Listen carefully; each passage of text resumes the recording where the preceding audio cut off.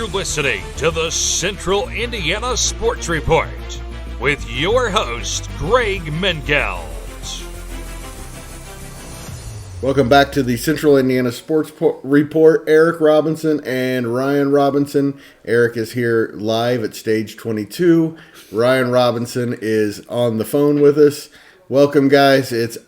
I can't believe I'm about to say this. It's IU Ohio State week, everybody. All right. We had this on the calendar. Yeah, we did. We've had it marked. Can't believe it. Yeah, we were hoping that it'd be this kind of matchup. Not sure that it would happen, but it's right in front of us now, so it's go time. And we'll spend most of our time on this podcast talking about that one, but of course we'll talk about all the other stuff too.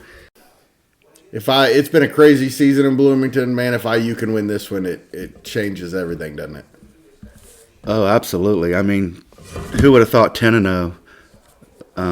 We're on the verge of perhaps 11-0 and a road win at Ohio State, who I picked and still picked to win the Big Ten and the national title. So right now, the line's moved all over the place, but Ohio State is minus 10. Can't believe it's only minus 10. It was 13.5 2 days ago, so it's really moved. A lot of the money's coming in on Indiana to cover that spread, so it's coming down. I can't even say I'd like Ohio State in this game. I think it's really, everything, offensively and defensively and everything, these teams are identical. Within a couple yards on offense of what they allow and what they gain. The key thing that no one has mentioned up till now this week is Ohio State has two offensive linemen starters out. Their center, he's out. He got hurt Tuesday, season-ending injury, and their left tackle. So I think that's a game changer, especially with Kamara out there on the edge for IU, leading the Big Ten in tackles for losses and sacks. That's going to be something to really watch as the game progresses, how that offensive line can make adjustments, and how the IU defensive line plays against two backups. So keep an eye on it for sure. But I like Indiana to cover. I think this is going to be a good game. You have to give the edge at Ohio State, though. They're the home team. They're the favorite. And like I said, I think they're the best team in the country. But I'm excited to see IU go head-to-head against them because I think IU can play with anyone. Well, I think IU can play with anyone as well, but I think this game's going to come down to the first quarter and that kind of environment. IU needs to keep this close because even with the loss, I think they still make the college football playoff. But if they lose by, 20, 25 points, that could damage their potential to make the playoff field. So I think they need to keep the first quarter is going to be key for them just to weather that storm and that environment there in Columbus. And if they're able to do that, we might be in for a great ball game. Well, the talking heads are already lined up, waiting to pounce on IU about their strength of schedule. So if Ohio State does get an easy win, it's going to be really hard for IU to stay in the playoff talk. I agree with that. But yeah, I think the best thing IU can do is win the coin toss, take the football, and go down and score the first drive. Get that crowd out of the game. The old cliche. You're on the road playing a tough opponent. Third down and long is going to be something you have to try to avoid all day. If they get down early and they're facing third down and long, that crowd, it's just really going to be hard for IU to overcome. So they have to really avoid those situations like any road team wants to do. But it all comes down to execution, and the IU offense has been efficient. So I look for a great game. They've been great in the red zone, but you know what? The strength of schedule, though, with IU and people wanting to gang up on them for who they played. The first 9 games they won by double figures, so they might have been playing weaker opponents, but they dominated them. So they had one game against Michigan that was not a double-digit win, and then they want to kind of pile on about their schedule and who they played. So, well, let me say, I want to say that their schedule is at least as tough as Penn State's has been, as Texas's has been, Their strength of schedule definitely has not been great, but it hasn't been as bad as people are trying to make it out of. But the strength of schedule is going to be something that's so back and forth year to year with 18 teams in a conference, and the SEC is going to be looking at the same thing. You know, they want to pat Georgia on the back. Well, their schedule's so tough. Well, next year it may be Cupcake City. You know, you cannot predict how good your opponent's going to be a year down the road. You know, like the Notre Dame schedule, they're in the same position. No one knew Florida State was going to be 1-8. You know what I'm saying? I mean, who would have thought Army would be a huge game? No one thought Army was going to be a big game. It is. I mean, you can't predict it, and you have to go out and schedule the Texas A&M game. You have to have games like that on the front end that you can schedule like a year in advance. Like Notre Dame's already put Miami. Game 1 next year, they're at Miami. You know, that's what teams are going to have to do. The strength of schedule, although I'm being a little wishy-washy on it because I think it's overrated right now, but I think in the long term and over the next 2 or 3 years, and I mentioned this on our first podcast, with this format, the strength of schedule is going to be mean more than it ever has in the playoff picture, because you have 12 teams to look at, and if you want to play 3 cupcake games to start your season, you're going to pay for it. And I think they're being a little bit too critical this year. I think next year, all right, we can be critical teams who don't go out and schedule big, primetime games when they have the opportunity to. But to criticize the in-season conference schedule, I think is ridiculous. Yeah, because most of these schedules are made 3 years in advance. That's why when teams like UCLA and USC joined the Big Ten, it takes 3 years for them to make that happen. It's because they're trying to get schedules aligned and matchups aligned. So I don't like that argument against IU. I just don't. They played their schedule. They dominated the schedule. And I just want them to keep that close Saturday in Columbus. And even with the loss, hopefully they make the playoff field. But if they go in there and win, holy cow, I'm going to be really, really excited. Yeah, it's going to be a big deal. 11-0, and it's going to give Purdue an opportunity to make their season, to go in there and beat IU for the bucket and ruin their season. Cignetti versus Walters does not give a Purdue fan very much hope. But can you imagine if Purdue, it would be the biggest Purdue win over IU. Before we move on to the rest of college football, you guys took in a Notre Dame game on Saturday. Tell us about it. Well, the tailgate was more exciting than the game was. Yeah, not much to say. I mean, I was impressed with Riley Leonard. We were second row right on the field, and I was impressed with Leonard and his agility and speed and size. He is really big up close and personal, and he moves so good for a big guy. So I get all the hype around his running game and how athletic he is. I was impressed with him. And then really Jeremiah Love, his breakaway speed when he broke that 70-yarder, it's like, holy cow, these guys are just on a different level. So those are two things I came away with, but Virginia's not a very good football team. We made some mistakes. I thought we made some mistakes and could have played better. It was a little bit sloppy at times, but it was senior night. A lot of guys got to play. So take the win and go on, Get ready for Army. Yeah, and there's another game where the defense just dominated. Xavier Watts and in the secondary, so made it tough on Virginia the whole game. That game was never in question, and I think the same's going to hold true this weekend against Army. I was going to be next. That game, of course, is at Yankee Stadium. It's a bit of a playoff game, isn't it? I think every game's a playoff game for Notre Dame and for Army. If they win this game, they got to be a playoff team. Yeah, this is going to catapult Army right into the top 12 potentially by next week. But it's going to set them up. They'll be favored over Navy, and they'll be favored over, I think it's going to be Tulane. Tulane, yeah. Right now, that would be a good game. Tulane's playing good football. Back to Virginia for a second. One of the games I have highlighted for this weekend is SMU in Virginia.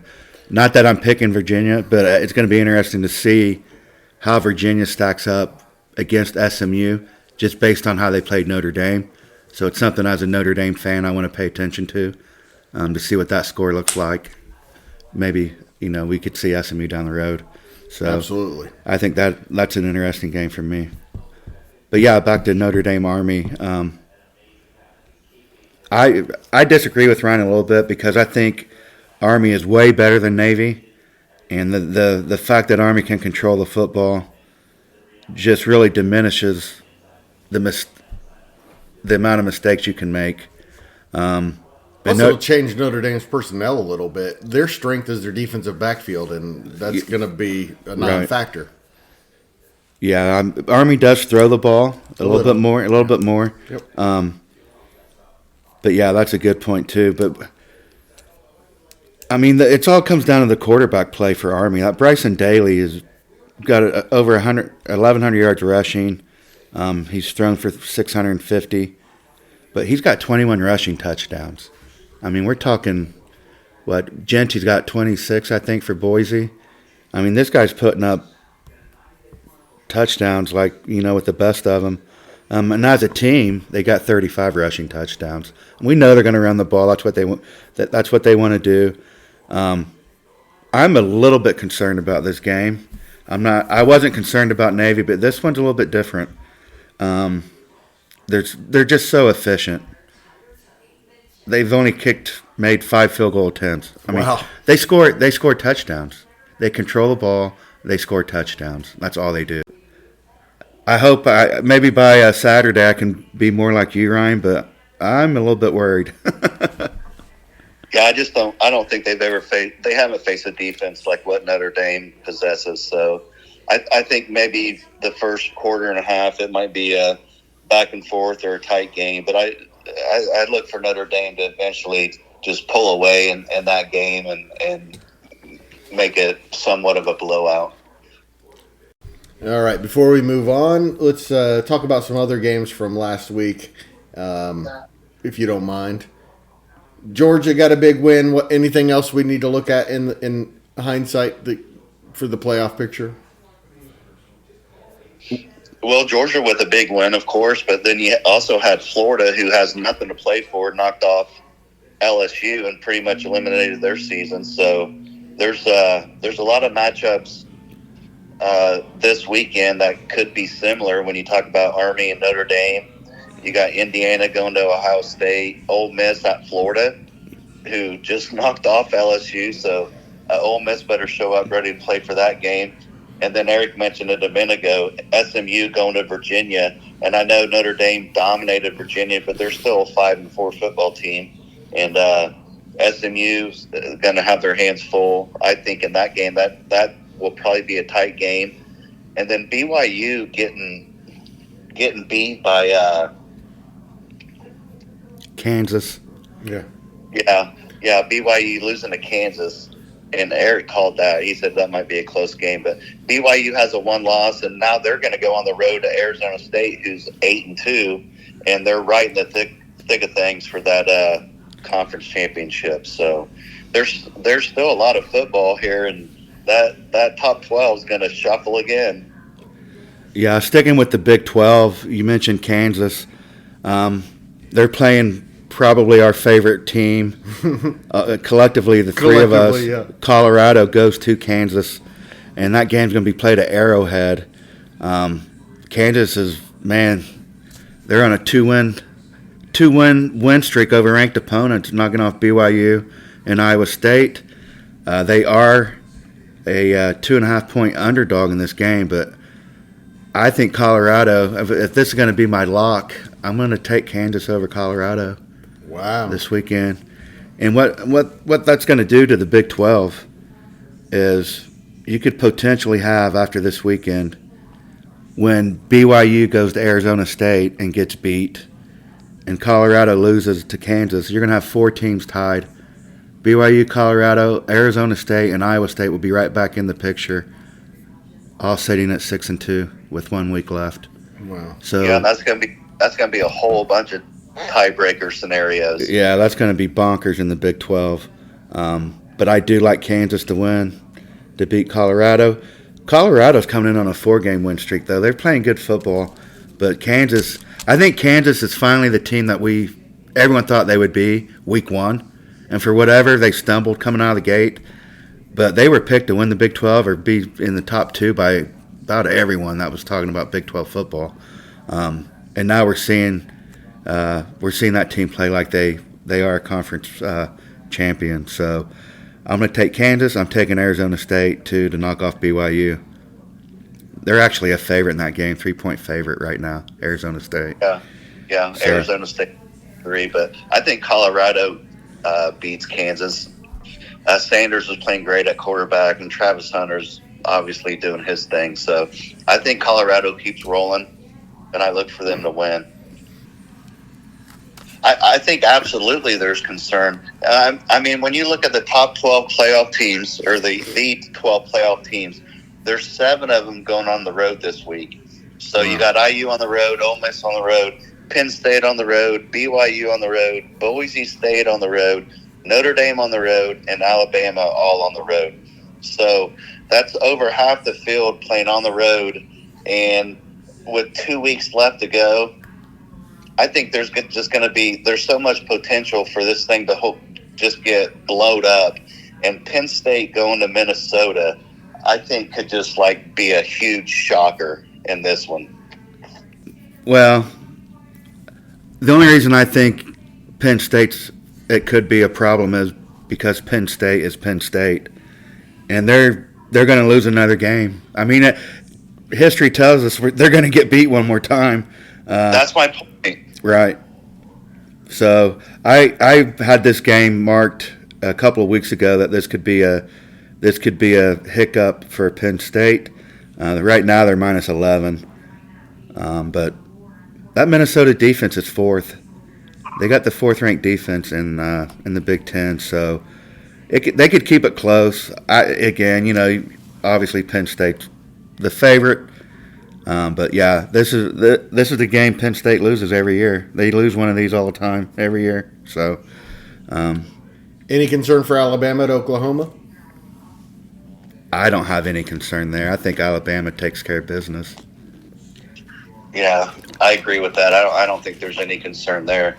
I think Alabama will go in there. Just offensively, they're a much better team than Oklahoma, and they still got one of the top quarterbacks in the country, Jalen Milroe. So I think they hold serve down there in Oklahoma.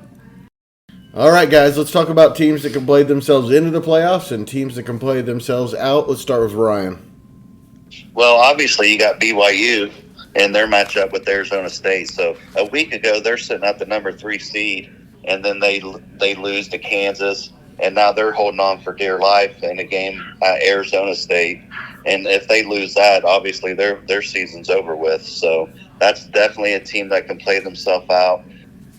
And then you also have Colorado, who could play themselves in after that big win against Utah.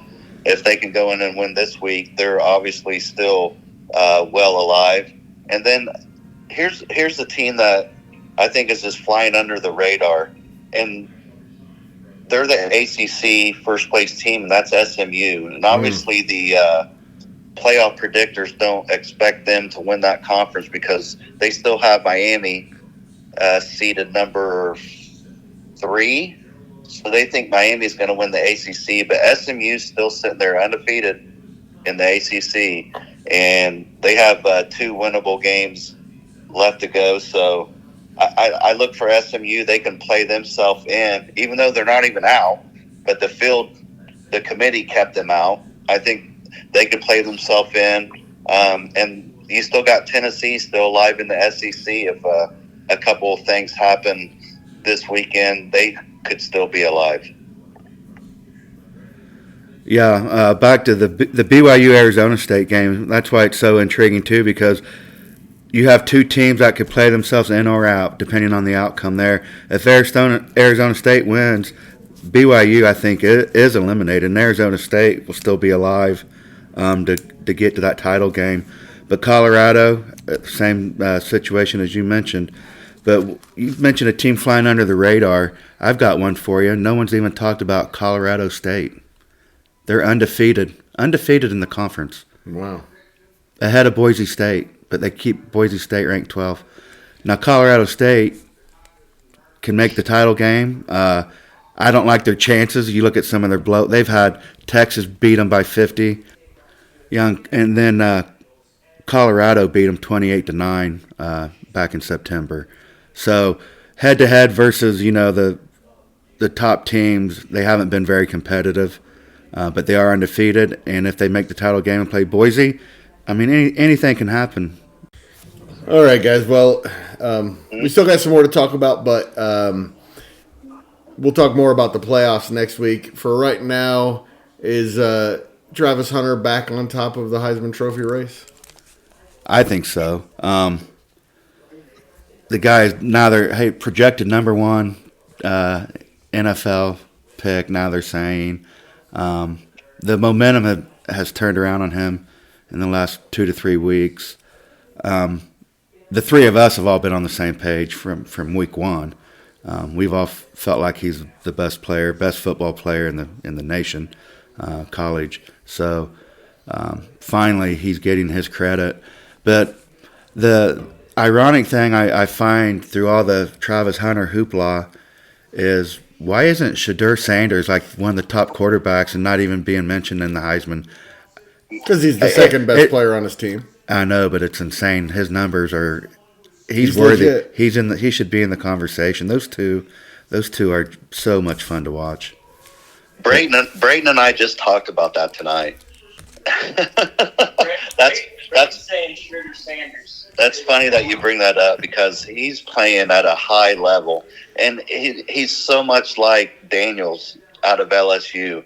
I think his game translates to the NFL, but there's no mention of him in the Heisman race. And it's so far Hunter's getting all the credit and the hype because he's playing both ways, and I get that. But I think Shedeur Sanders should be mentioned. But you also have let's look at Dylan Gabriel. So he's the number one team in the country. Let's say they win the Big Ten. They go to the Big Ten championship.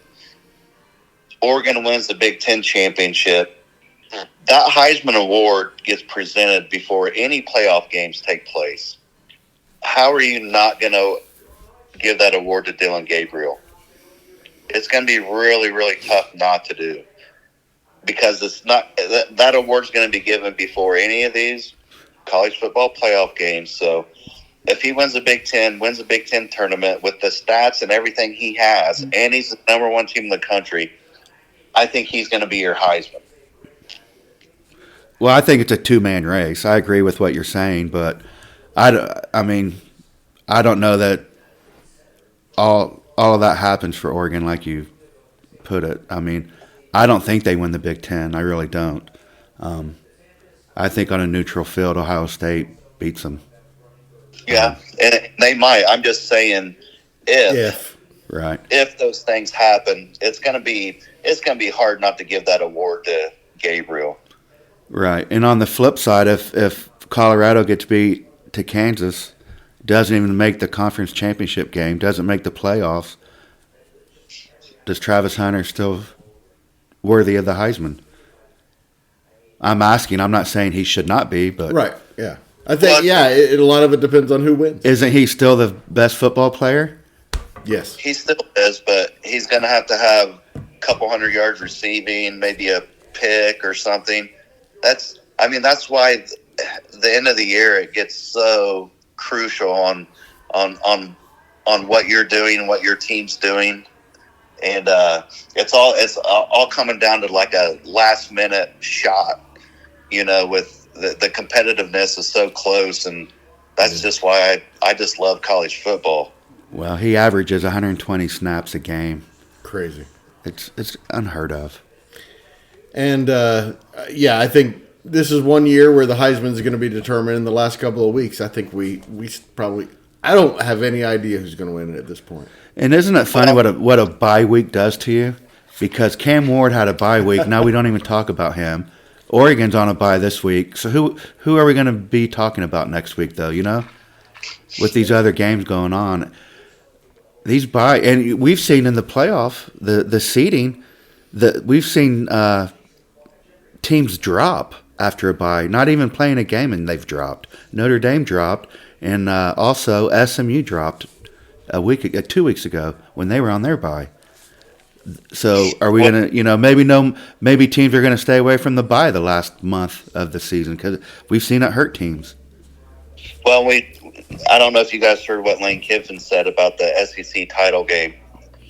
He was saying that it's almost better not to be in that title game if you're already secured in a playoff spot, because if you're in that title game and you lose big, even though you finished second, if you lost big, that's a bad loss on your resume, and that could leave you out of the playoff field. So that's another angle I never even really considered until he brought that up. I know they'll never get rid of the conference championships, but now that we have a playoff, it seems a little redundant when you're going to have multiple teams from the conference in the playoffs. So I don't know if that's something they'd like to continue to do, but it makes so much money, I'm sure that they will. I know. I think that's probably something they're going to have to revisit, because with the playoff outline, those conference championships, I mean, that's the perfect word for it. It's a little redundant. And, if it expands to 16 or 20 teams, do you really need to have that game if your top 4 teams are in that field? I don't know what you have to gain from that. All right, guys, as we close the podcast, let's talk about games to watch this week, not just from a viewer's perspective, but potential upsets, big impact. What's going to be the biggest thing that happened this weekend? Well, I think you have to look at the SMU Virginia game. I don't know why that just keeps popping up to me in bold print. I just think, with the committee thinking the SMU has no shot, maybe they go into Virginia and lose that game. But, I mean, that conference is theirs for the taking. I'd like to think they go in and win that game, but you got to look at that game as maybe SMU slips up. And then there's just something about Florida having nothing to play for, knocking LSU off last week, and now Ole Miss is going to come down there. I think I'll be paying close attention to that game and seeing if they could do it 2 weeks in a row. Yeah, that could be interesting. I like sticking with the SEC. I like Vandy to knock off LSU, and we'll keep the Brian Kelly "you suck" train rolling. And also, I mentioned earlier, I like Kansas over Colorado at Arrowhead. I'm going to take that, and I sure hope not. I know I'm rooting for Colorado. I want to see them make that conference title game, but I think their luck's run out. They won 4 in a row. It's hard to win 5 in a row in that conference. I'm going to stick with Kansas, and I'm going to take Vandy. What do you think, Eric? Just get your thoughts on this, and I know I'm throwing you on the spot, but you have Lincoln Riley, who's having an awful year, which they could maybe salvage a great win against Notre Dame the last week of the year. But you also have Brian Kelly, who LSU fans are not going to tolerate 2-3 losses, let alone 4 or 5. What's the future hold for those two with NIL and players, wanting to leave a program and things not working out for them? Plus, you got recruits coming in and out. What's USC and LSU do? Well, I'm not sure what they do, but I know Oklahoma is probably going to be begging for Lincoln Riley to come back. I thought that too. That was a perfect fit, and the Venables fit is not working out and for them at Oklahoma at all. I could see a scenario where Lincoln Riley goes back to Oklahoma. Exactly. I was telling some of the guys I work with the same thing. I'm like, USC might fire him. He'll just go right back to Oklahoma. Yeah. Oklahoma would love to have him. The thing about Brian Kelly is you watch him throw his coordinators under the bus on the sideline. We've all seen it at Notre Dame, some of the stuff he's done over the years. But to see him do it the way he's doing it this year, and the record, everything seems to be falling apart for him down there. But he still is recruiting at a high level. They're still getting every week. There's announcements of 5-star this and 5-star that going to LSU. So whatever it is, he still has it as far as getting good talent to go there. But I think his seat is super hot. Like I said, Vandy beats him. What's that going to make them? 6-4, 7? Yeah. Yeah. But yeah, he's definitely in trouble. But I don't know what you do. I don't know what you do with him, and who else you going to get? I mean, he's a pretty good football coach. I mean, I don't know what you do if you're LSU. No one likes him though. No one likes him. But you hire a guy like Ed Ogeron, and everyone's like, what? And he wins a national title. So I mean, I don't know what works. Yeah, then the next year he lost 4 games and they fired him. Right. A year off the national championship. Yeah. It's a different world down in the SEC, isn't it? You got to perform every single year in the SEC. All right, guys. Thank you so much for your time. It's been a lot of fun. Seriously, I haven't watched college football in 15 years before this year. It's been so much fun. Having this playoff with 12 teams makes it so much more intriguing throughout every week. So many big games every week instead of just a couple. I'm loving this. If they can get up to 24 teams in the playoffs, I would think that would be an amazing, probably the best event in all of sports as far as I'm concerned. Yeah, I'd have to quit one of my jobs.